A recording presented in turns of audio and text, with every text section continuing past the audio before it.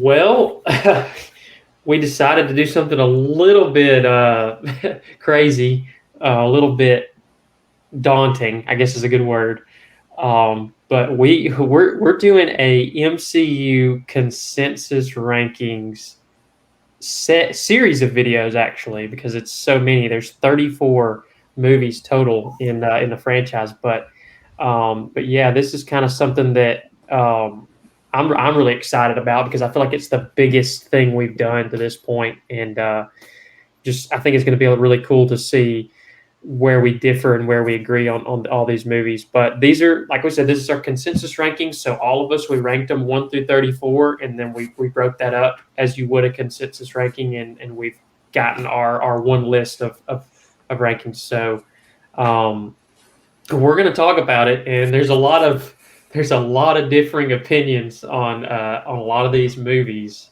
A lot of us have them on total different ends of the spectrum. So we're going to be kicking it off tonight, going from worst to best, and we're not going to get through all of them in one sitting, but we're going to get through the bottom half at least. So yeah, if this is something that those of you watching that you enjoy, this is a type of video that you like. We're really looking to get into more of these with different topics. But if it is something you enjoy, please support us, subscribe, like, comment, share it with other people, because the only way we're able to keep doing this, because it is in our free time, is just for the support that y'all have. And thank you to the people who've been with us since the beginning. And we're gonna roll right into this, and we just thank y'all for watching. So without further ado, Here we go. all right, so we're starting with number 34. This one's interesting because our number 34 and our number 33, we actually split the votes. We had half of us had this movie at 34, the other at 33, and then the other part of us with movie 33, we had two of us had it at 34 and two of us had it at 33. So just for a preface here, 34 and 33 are kind of both last in our rankings. So just bear that in mind as we get through it. We kind of had a slight differing of opinion here. But 30, without further ado, 34 is the Marvels. That I don't think that's going to surprise a lot of people. Me and Iskuzel had it at 33. Schultz and Sykes had it at 34. Yeah, I don't think there's much to say here other than why, maybe. That was the question I asked when I saw this movie. Why does it exist? Outside of the fact that they're contractually obliged to do another movie.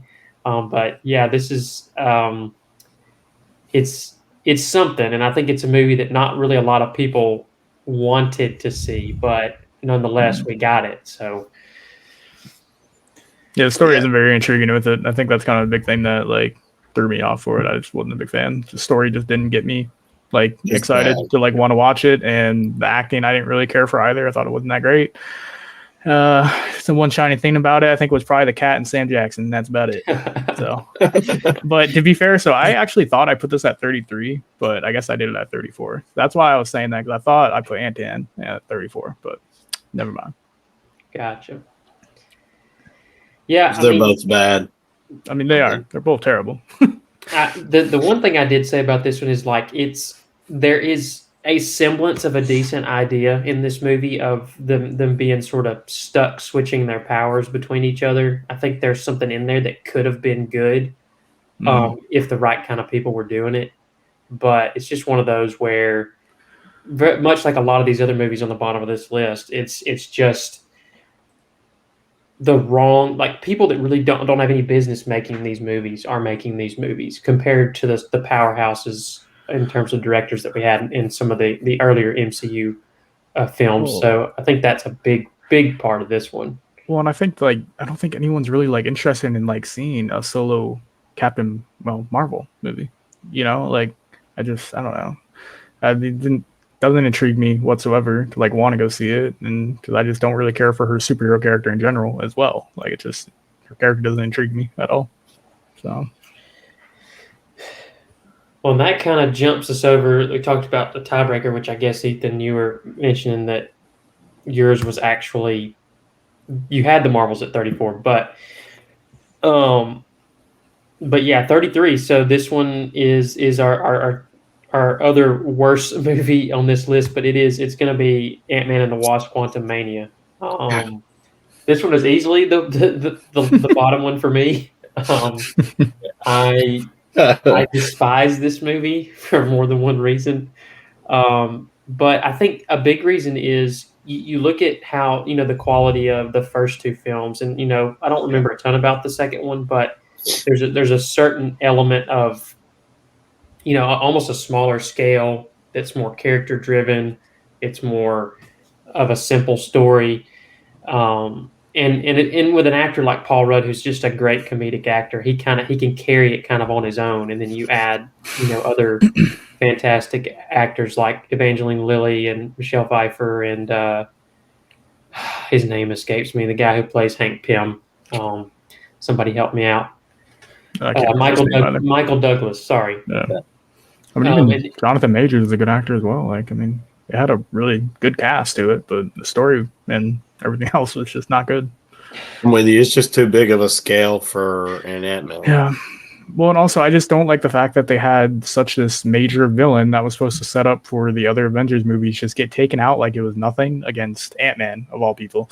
Like, you're on, I like Ant-Man, but like, I don't think him of all superheroes would have been capable of taking out Kane like he did. I'm with Johnny. I enjoyed. We'll get to where I ranked the other two, but I enjoyed the other two a lot more than this one. Mm-hmm. And it was because of the character driven. I liked Paul Rudd as Ant-Man a lot, but then this movie just was not that. They went away from what worked. I don't know. He's kind of almost a side character in his own movie here, and it makes it a bit odd, Also, the CGI is just terrible in the movie too. I mean, that's something else. The visuals are hard to watch. Some of the character designs, especially for MODOK, is like it's a face palm for sure. It's one of those that just the first time you see him, you're like, wow, that's bad. Yeah. Oh, I think of the J. Jonah Jameson from Spider-Man. Him the laughing, the GIF of him laughing in the chair. That's the only. That's what I get whenever I see it. But yeah, so let's jump over to that. Pretty much beating that one to death. But this one, let's hit 32. This one I don't think will surprise a ton of people either. And it's going to be Thor: Love and Thunder. Sykes, I'm going to have you explain why this one's higher on your list because you're the only one that had it. I like the Thor movies. I like them all. And maybe it's just because of Chris Hemsworth and I like the character of Thor himself. Like, you guys we'll talk about this in future episodes or maybe later in this episode or later in this episode. But like, Ant-Man, Drew talked about how you like Ant-Man. I don't like the Ant-Man movies. I rank them pretty low on my list just because I don't like Ant-Man. I like the character Thor. And I don't know. I like the story. So I have it higher because there's some other – I kind of ranked it based off of if the movie's in front of me, would I sit down and watch it? And so the ones I have ranked lower than this, I probably wouldn't sit down and watch. Where this one, I could have it on and I'd be okay watching it. You know what I'm saying? So that's why it's ranked a little bit higher for me. That's fair. I mean, because I think there's a lot of us that are higher on certain heroes movies than others. Whether it's Iron Man or Captain America or Thor or Ant-Man. There's people who are higher on other characters than others, and that's fine. And I think this is one of those situations, like you said, where it's just more of a personal preference, and that's your lens that you see it through. And for me, it's like, even though I do love the character of Thor, I can't not see movies through like a more critical lens of how is it as a film, and that's where. And I also can't stand Taika Waititi as a director, generally speaking. I've seen some of the worst movies I've seen were ones that he did outside of the MCU. And so I don't find his humor particularly funny. It's to me, it seems to be very childish and kind of stupid most of the time, in my opinion.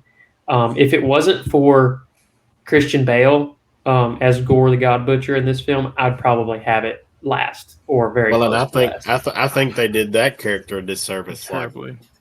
I think that could have been a much better character. I'm not saying Christian Bale played it bad at all.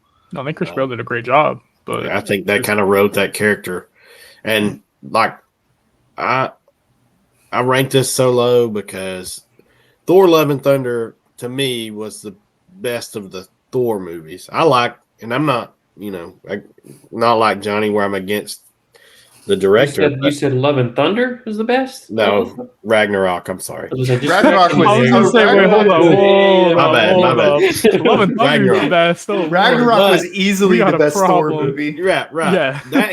The humor, I guess, started there, and then in Love and Thunder, it just went off the deep end, and it was just like, oh Well, my so essentially, gosh. so Taika Waititi did Ragnarok, and then it did Yeah. so well No. that they essentially gave him, free reign to do whatever he wanted with this, and you basically get the excesses of what he would do when he's completely in control of a movie, and as we can see, it's not a good thing. You need a little bit of, I mean, think like Wonder Woman with Patty Jenkins. She had some supervision from the DC studios, and then when she did Wonder Woman 1984, she had complete control over it, and it was a significantly worse movie. And so sometimes with certain directors, that's needed to really make the difference in a film. You need that oversight. I mean, some people might make the argument of like George Lucas with the original trilogy compared to the prequels, where he had less oversight in the prequels than he did in the originals. So I mean, there's always like good examples of that all over film, but I think those are some of the ones I can think of off the top of my head that make the most sense compared to this one. I will say Screaming though, Goats is the just a screaming cherry. screaming goats in the movie were probably the best part. My That was gosh, just, they were yeah. awful. I mean, I thought they were hilarious. That was like the best. We part. can agree to disagree. I just Yeah, want to that- just move on to the next. So 31. This is where we get to where I forget which ones are ranked where. I knew which the last three were, but I kind of forget from here. So we're gonna just go into 31, and it's gonna be shocker, Mm. Captain Marvel, the first one. So Schultz and Sykes are not favorable to this one. I'm going to explain here why I'm the highest. It's kind of similar to Sykes' point earlier, where it's like, it's which movies would you rather sit down and watch over others is one thing for me with this one. There's just others that I think are worse movies to watch in the MCU than this one. And two, this one, the reason I can tolerate it more than some of the others is because it actually has a coherent story to it. Whether you like the character a lot or not, there is a story that's easily followed and that makes sense within the context. It's not just kind of a jumbled mess like with Love and Thunder or Quantum Mania or some of these others that just you really don't know what the point is at times. So that's kind of where I'm at with it. I don't love Brie Larson as an actress. She seems like a block of wood to me a lot of the time. Not a lot of range as an actress. So it's just one of those things where I can appreciate specific things about it, and then just ultimately say there's just other movies that I would not watch, or I would rather watch this one more than some of the other ones on the list. So. This one for me, like I actually watched this on a plane. I think I was flying somewhere, and so I was like, "Man, I haven't seen Captain Marvel. I guess I need to watch it." Right? It was on a plane, and I watched it, and I was like, "This is just like." I didn't even I half paid attention to the movie because I was just so bored during this movie. It just did not spark my interest at all. Like the only reason I think I watched it is because I wanted to make sure that I wasn't missing storylines for like because Avengers. it's in between Infinity War and Endgame, so exactly. It's kind of Fun fact: I fell asleep 3 times trying to watch this movie with Taylor. So, so that kind of sums up my review of the movie. So, I think in general her character is just one of those where it's like she's so overpowered that she sort of breaks the MCU in a lot of ways because there's really no way that like Thanos really should be able to beat her. I mean, even with all the Infinity Stones, he's kind of like, or all but one, I should say. So it's just one of those where I feel like she sort of tipped the balance of the scales way far in one direction when she was introduced into the world. Because even people like Thor, you see at the beginning of Infinity War, like Thanos handled him pretty easily, and he's one of the most powerful beings. And then like Doctor Strange, who's one of the most powerful beings in the comics, he goes toe to toe with him for large swaths of that fight sequence, but it ultimately loses. And it's like that made Thanos, I think, a more compelling villain. But I think the fact that they waited to introduce her until Endgame helps because she's not in it enough to really, for that OP nature of her character to really cause too many problems. But like, and I guess it's so low for me because like you're going off the overpowered. Like an overpowered character doesn't need a villain that's not going to show up later on, right? Like, and that's another reason I didn't like the Marvels is because that villain's like, what are we even talking about? Like, she should be able to just. Well, they try to. She went toe to toe with Thanos. Like, why are we Yeah. even having solo movies with her in it? Yeah. Yep. It's a quandary for sure. Well, let's hit 30 then. Let's keep on rolling through here. Like I said, I don't remember which ones are which, so we're just gonna hit it. And it's Black Widow. It's I'm gonna start here because this is one that I think of all the movies on this list.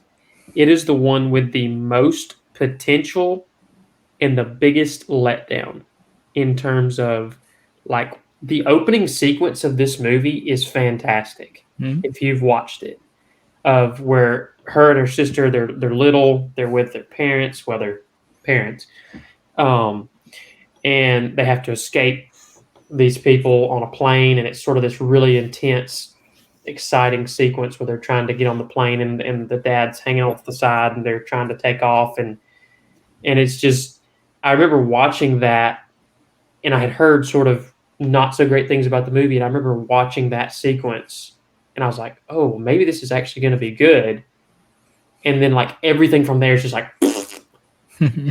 And it's one of those where the concepts, the possibilities in the story here for this sort of underground assassin ring, I think there's a lot of really cool. You could have gone almost like a Jason Bourne style thriller.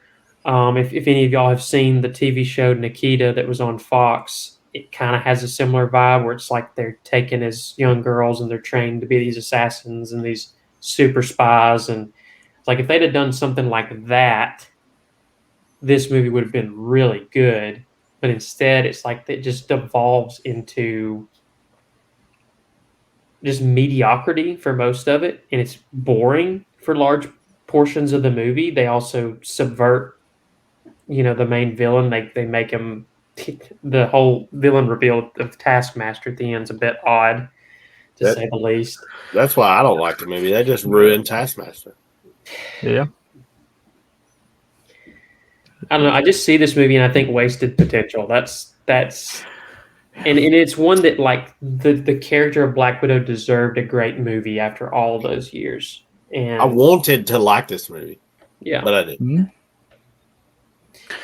Yeah, I think the ending was just so anticlimactic. I think that's what kind of ruined it for me. I don't know. It was the build up to like have her fight Taskmaster, and it didn't even really like happen. Like they fought for maybe 10 seconds, and then most of it was like flying through the air and stuff, which that was kind of a cool scene.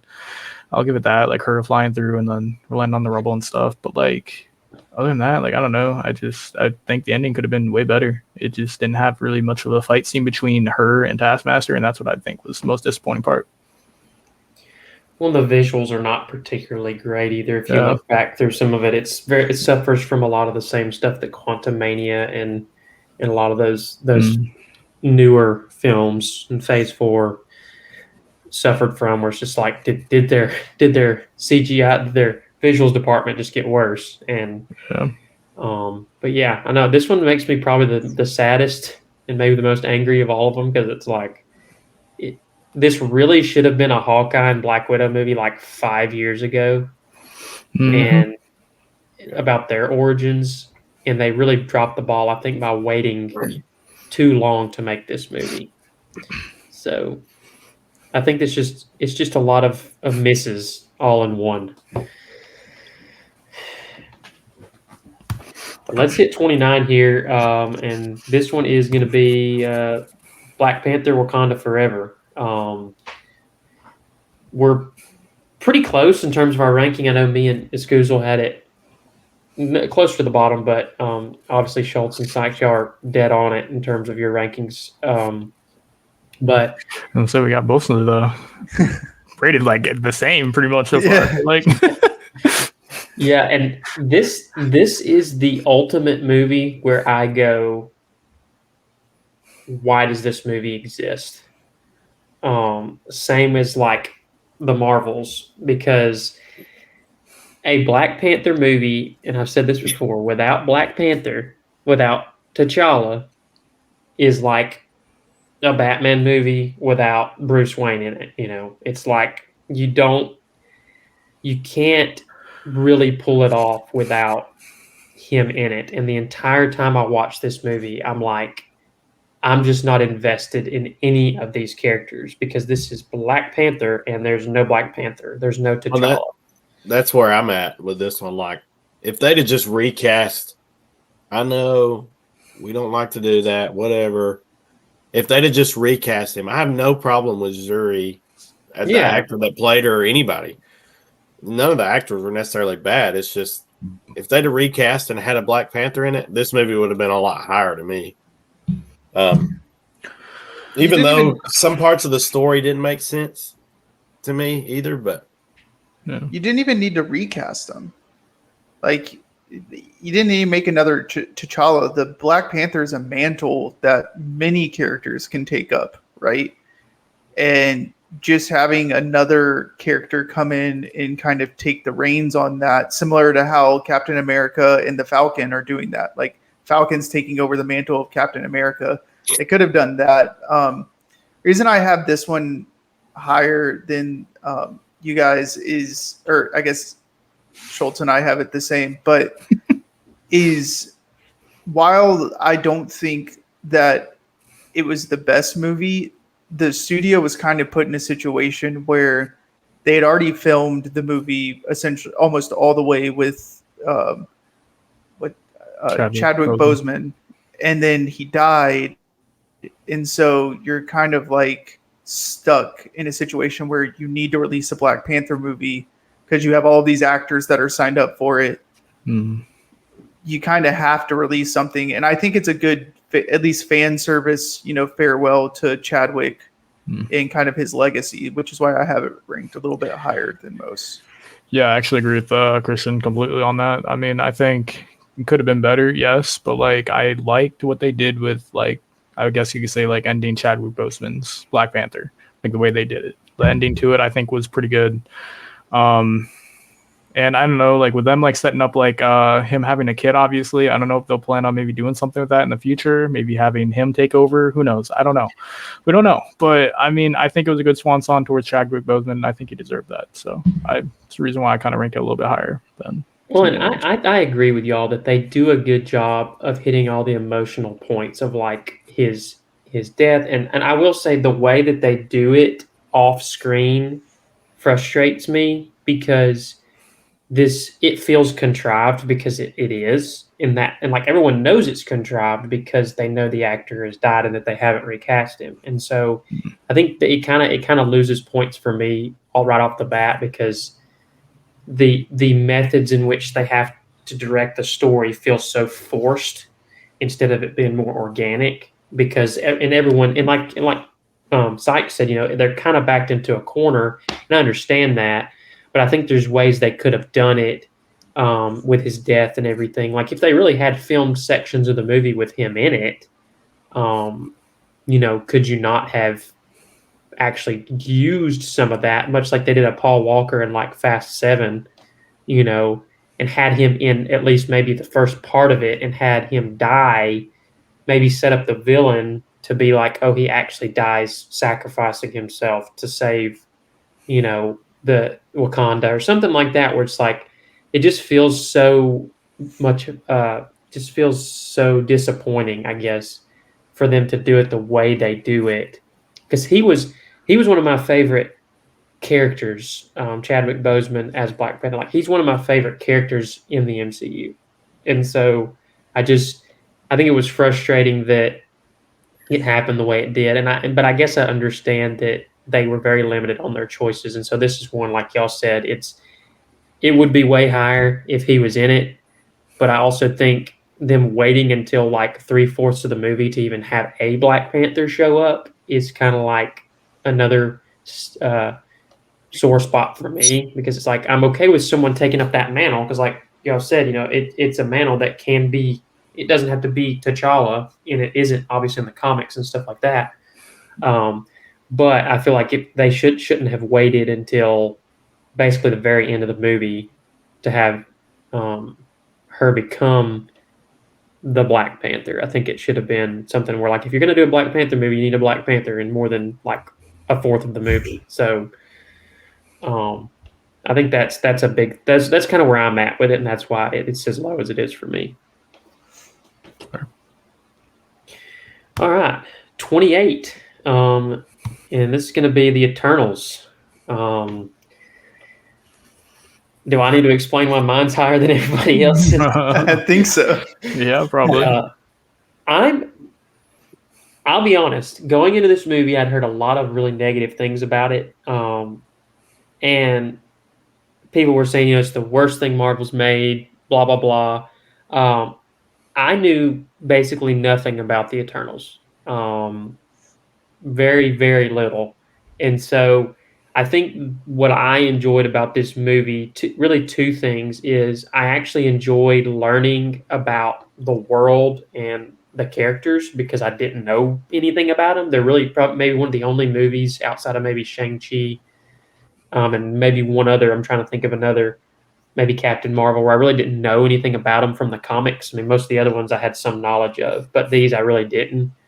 And so I enjoyed sort of them jumping from historical point to historical point. That sort of thing was kind of interesting to me. Not saying it was very well executed, because I don't think it necessarily was. And at times the acting is very, when I talk about Block of Wood with Brie Larson, it's like you get a lot of that sort of very bland acting at times in this movie. But I liked those aspects. There's some great actors in this movie. Not the best direction, but like the casting is actually pretty decent. It's just not the most well executed.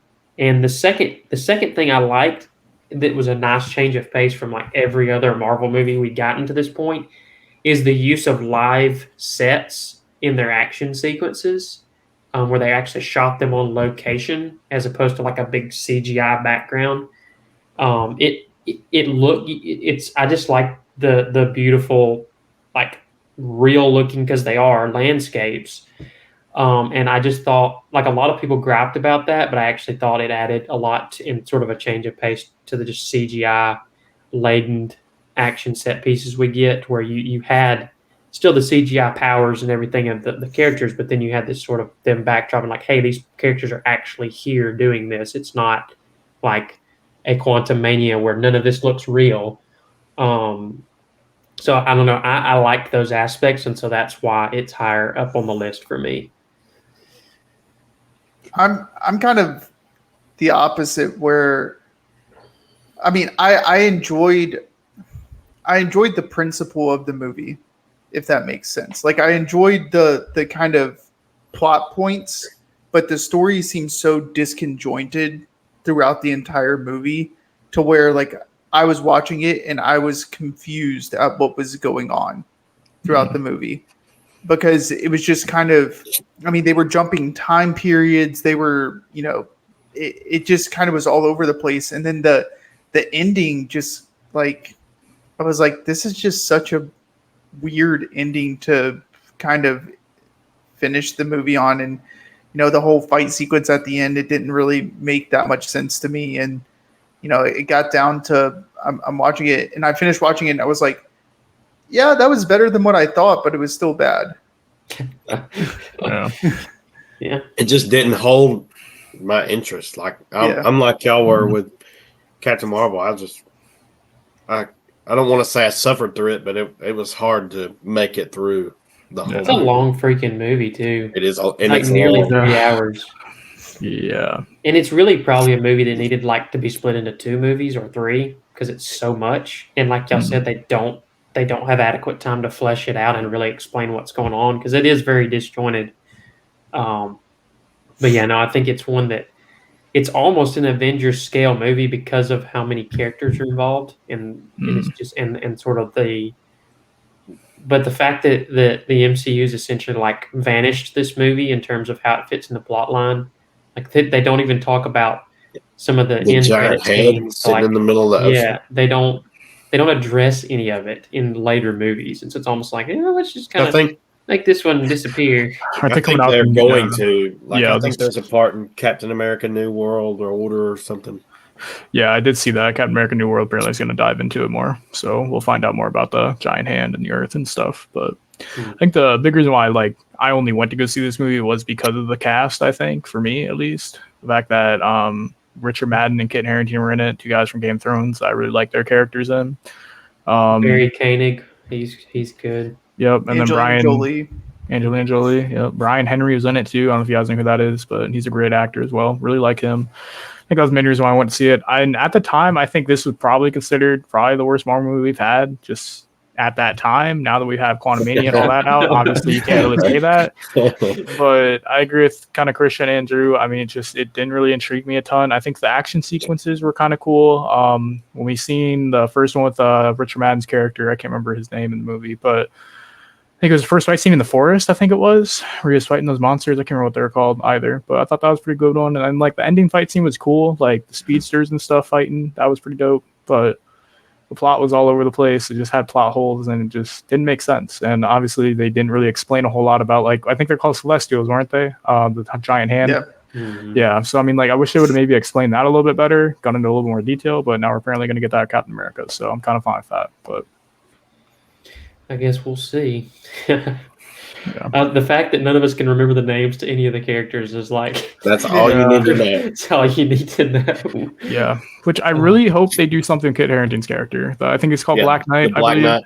I really do hope they do something more with him because, like, I like Kit Harington. I think he's a great actor, and I want to see him honestly, kind of maybe play that character more and be more Marvel movies. So I'm hoping they do something with him too. So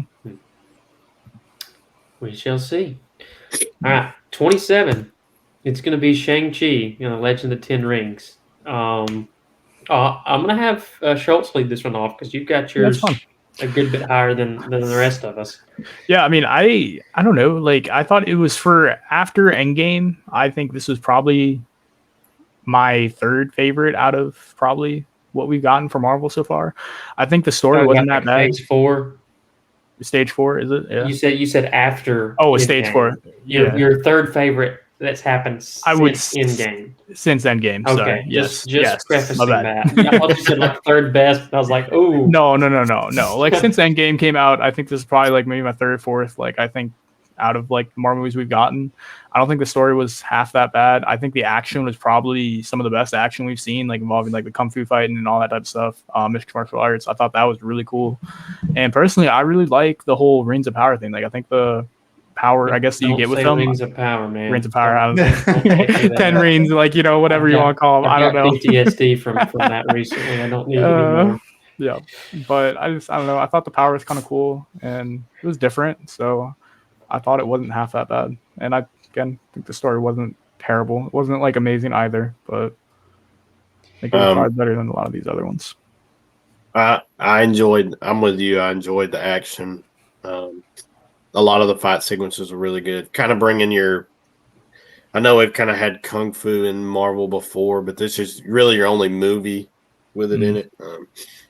And I'm not even sure if it's actual kung fu. Like, I don't know, like, It's- what obviously, like, what kind of mixed martial arts it is, but It's ring fu or something. I don't know. yeah, I don't know what you call it. regardless, though, I mean, it was good. That's I thought the action was probably the best part about it. I enjoyed the fight sequences. The story sometimes is what got me. That's why it's ranked low. Sometimes the story I'm kind of like, you know. So I find this movie just exceptionally average, and that's why, like, it's one of those that I feel like could have been way better than it was, because you're playing with a character that really is more obscure to a lot of people. But the fact that it is set in sort of a I think it's Chinese sort of elements to it, and just the martial arts and the things like that. I think there's a lot of really cool things you could do with it. But to me, it just feels like a very formulaic Marvel movie, just like by the numbers. There's not a lot of, they don't really take a lot of risks like they would with some of the others. And it just feels very mediocre to me when I watch it. I don't find anything exceptional or awful about it. Yeah, I think the story was really, I really enjoyed the story and like how the plot flowed. The issue I had with it is it reminded me of Iron Fist. Yeah. And that's why I More have PTSD. it ranked. That's why I have it ranked as low as I do. Obviously, the lowest out of all of us is it reminded me of Iron Fist, the TV show, and it, for anyone wondering, that's not a compliment. So no. Right. I don't even want to think about that show. But like I said, the story was good. Just the overall feel of the movie. Just again, I ranked these based off of, if this is on the TV, am I going to sit down and watch it? And I probably wouldn't watch this one if it was on the TV. Well, there you go. Okay. 26. This one's going to be Doctor Strange in the Multiverse of Madness. Some people call it Doctor Strange Mom. Sykes, you're going to lead this off because you have this big one time. way 14. higher than anything. Yeah, this is where the view comes in. You guys, let's see the hot take. You guys are disrespecting Doctor Strange. Hold on a minute. I need you to make your point, and then I'm gonna tell you why I land where I land with this. So I understand people not liking this movie. I get it.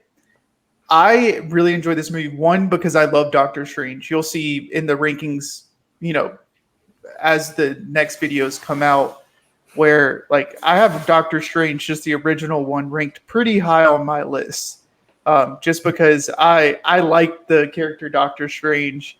My wife also likes the character Doctor Strange. Like, we go to these movies and we watch them together. Like, we love Benedict Cumberbatch, and we love just the he's probably my top 2, top 3 favorite Marvel superhero.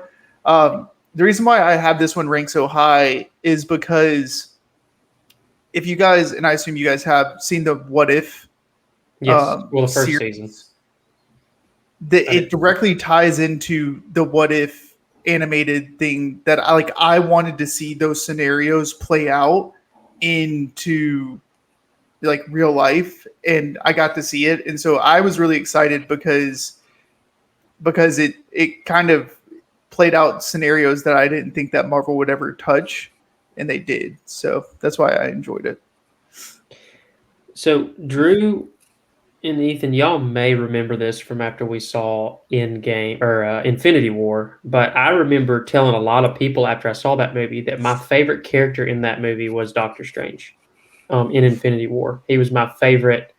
Just the part he plays in the movie, he goes toe to toe with Thanos for a good length of time. It's like, and I really enjoyed the Doctor Strange movie, the first one, and so I don't put this one down here this low lightly. And I think there's a few competing factors as to why it's down this low. I think one reason number one would be it's almost more of a Scarlet Witch movie than it is a Doctor Strange movie.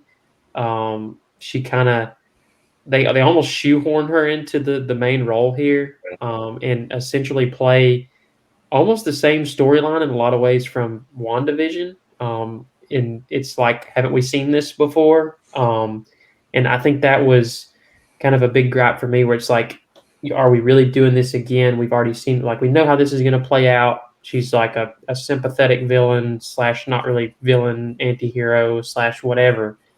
And then you just kind of get this other random girl in there, and she's got these powers, and she's there for reasons, and it's the story's a mess is one thing. There's a lot of interesting concepts in it. I did like the tie into What If, but I think it's a movie where it's clear. Like, I've seen Sam Raimi movies. I'm a huge fan of all his Spider-Man movies. But this movie feels like one where he was really handcuffed into doing it a certain way, and he doesn't really get to thrive as the director that we know he can be. Because I think if it's a movie he would have had more free reign of, I think it would have turned out much, much better. But this one to me just feels like the studio came in and said, you need to make Scarlet Witch like a focal point, to the point of almost being the main character. And so he doesn't really get to, I think, play around with it as well as he could. And it's just, I think that's for me, that's kind of where I am with it. It's just one of those where it's like you're not even the star in your own movie, and the rest of it, the whole sequence with the what do you call the Illuminati. The Illuminati, John Krasinski, and It's fan service. That was amazing. That was bad. That was amazing.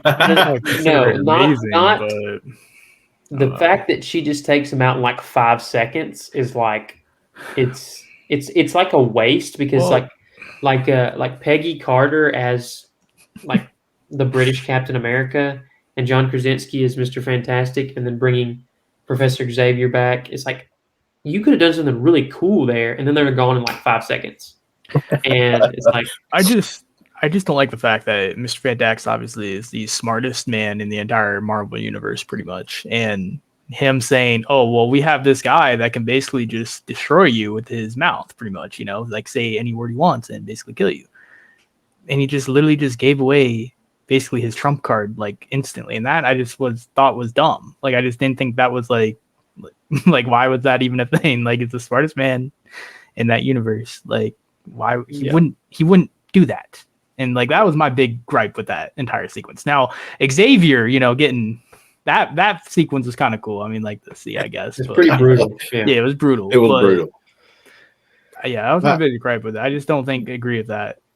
This is one of those, and I did try my best to rank the movies just for what they were, but this movie, maybe in the future, with some background behind where America came from, where she got her powers, maybe some background stuff that could make this movie move up for me. I don't like that per se, but I think, that's what kills me. It's like, where did she come from? Why is she here? Like, she just showed up. Like, there's no explanation to anything. Like, she lost her parents. Okay. Like, which superhero hasn't? I mean,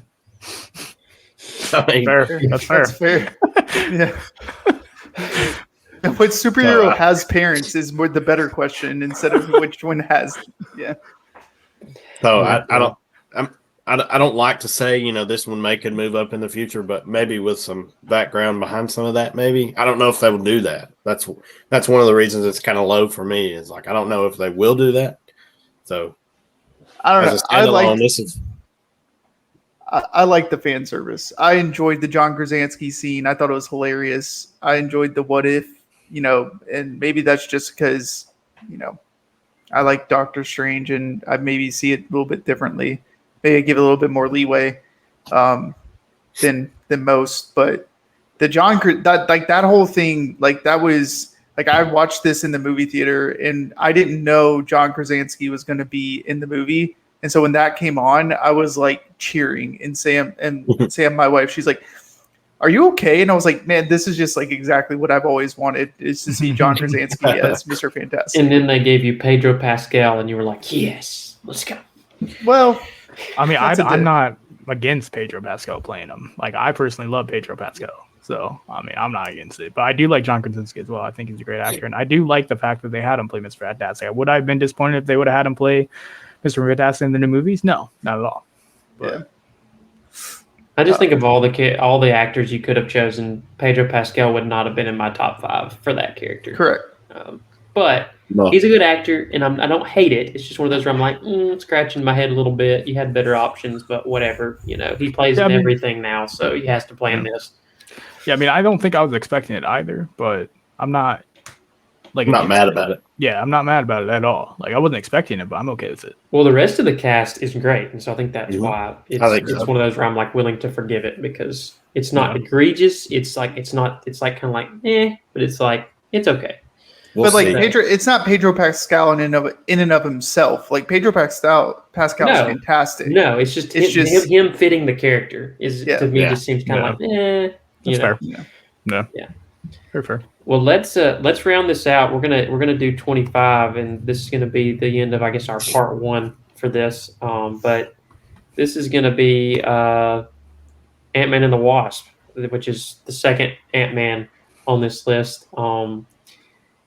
I think as we discussed with some of the earlier movies, this is going to make a lot of sense why, Sykes, you have it lower. You talked about, like, generally the character of Ant-Man, you're not there as much with it. The rest of us are kind of in the ballpark, but I'm going to let Iskuzel explain because he's got it the highest by a couple of spots. So I'm going to let him. Well, I mean, like we had talked about earlier, character-led. I like Paul Rudd as Ant-Man a lot.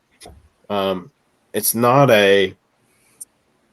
not every movie has to be a world-shaking movie. Like, you can have good movies that are character-driven, that are small time. You know what I mean? Mm-hmm. And it introduces a couple characters that I think we'll see later. That I think it introduces a character right, kind of explains where they come from a little bit. What happened to them. So that, I mean. And I completely forgot that Lawrence Fishburne was in this movie. I see his picture on the poster, and I'm like, I didn't even remember him being in this movie. I guess, and this is so it's still in my back half, 20 at 21, but so it's low. Some of the stories lacking. There's a couple times it lulls throughout the movie where it's kind of hard to keep up. It's hard to stay with it, but. This is one where I'm like, I forget what most of this movie is about. Right. It's just one of those where I'm like, it's not very memorable, I guess. And I think, like, I remember little sequences. I remember the villain not really being a villain, and then I remember a couple of scenes of him. A couple of action sequences, but in the fact that the general premise was that they were trying to rescue Hank Pym's wife from the quantum realm. And, I remember that aspect of it, but I don't remember much about the film from start to finish to the point where I'm just like, yeah, this was great. Like I did with the first one, because it's just, I guess, just kind of maybe forgettable, not necessarily in a bad way, but just kind of like in a meh kind of way, Definitely infinitely more watchable than a lot of the ones on this list, but it's just that's where I'm at. I'll go off of what Christian's been saying. If this movie was on versus some of the others, am I more likely to sit down and watch it? Probably. Yeah. Yeah, me personally, and you'll see this with all my Ant-Man rankings, I'm just not an Ant-Man fan. I love Paul Rudd, the actor. But I have no connection to the story of Ant-Man, so fair enough. Yeah, right. Yeah, I mean, I agree. I don't think it was very memorable, but I don't think it was bad either. I mean, I like Paul Rudd and love Paul Rudd. I think he's hilarious. I think the action just didn't do it for me, I think, in the movie. I think it just wasn't as good as I felt like the first one. I think the first one was a little bit better, that aspect of it. And the story was kind of average. Nothing was really crazy going on with it. But again, I mean, yeah, I would sit down and watch it again for sure, but it's not like one of my favorites. Well, that's going to round out what I guess is part 1 of this list. we went 34 through 25. We will coming up soon. We'll have the top 24. We'll have that broken up into at least a couple more segments, but that's where we stand on those. We had to get the more the rougher ones out of the way first. And some of Rougher these, for you guys. yeah, Doctor Strange in the Multiverse is not a rough one. yeah. Some of us can't, some of us can't be, some of us have to be a little bit harsher, I guess, than others. But it's a consensus for a reason. We agree and disagree on a lot of, and to be honest with you, when we get into some of these higher rankings, especially top 15 and 10, there's a lot of difference. I'm looking at opinions of these movies. Like, there's a lot. And so it's going to be very, very interesting. And y'all are definitely going to want to tune in to see where we land on these, because there are some where it's like we're on complete opposite ends of we're going to have to talk about your Deadpool and Wolverine ranking whenever that comes. Yeah. Come on, man. You hadn't even watched it. That's the point. I had to rank it in a section that I thought I would put it, because I haven't seen it yet. So that one's sorry. That one's a point of contention right there. I'm pretty sure it was still decently high regardless. So it is, yeah. I think where it's at is fair for, because I'll be honest, if I were to see it, being not the biggest Deadpool fan, that's probably going to be about where it's going to end up. So I was trying to be generous, because part of me was like, just put it at the bottom. You haven't seen it. But I was like, but that's going to knock it way down. So I tried to give it, I tried to help y'all out a little bit. I know y'all are huge fans and everything, but I think another group of movies that actually, instead of Ethan and Christian agreeing on, me and Christian agreed on. I think we're all gonna agree to disagree for the Guardians of the Galaxy movies. That'll be another one. Absolutely. We'll get all into that, because those are going to definitely show up in the next video. But Ethan anyway, went crazy on the Guardians of the Galaxy movies. You did. Hey man, what can I say? I love Chris Pratt. All right. Well, that's all we got tonight. Thank y'all for tuning in, and just be sure to keep an eye out for the next video in our MCU Consensus Rankings, and we'll see y'all later.